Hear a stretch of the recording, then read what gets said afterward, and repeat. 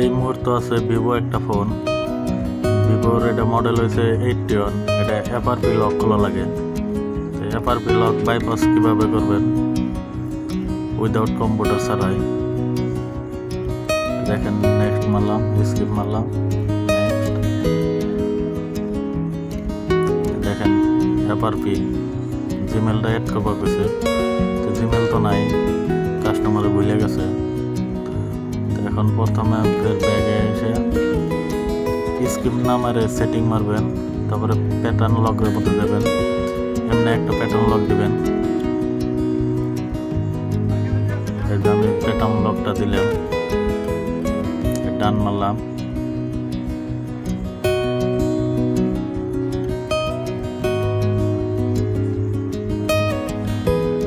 দেখেন প্যাটার্ন লকটা অ্যাড হয়েছে।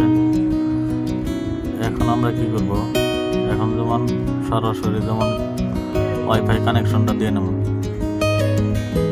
প্রথমে কিন্তু ওয়াইফাই কানেকশন দেওয়া লাগবে না, লক করার পরে ওয়াইফাই কানেকশন দেওয়া লাগবে।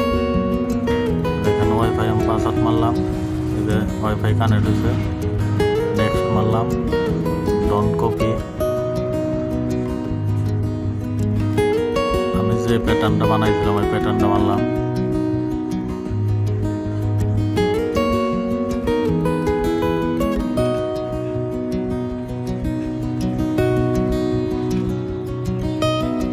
দেখেন স্কিপ লেখা আছে, স্কিপ মাইরে দিলাম।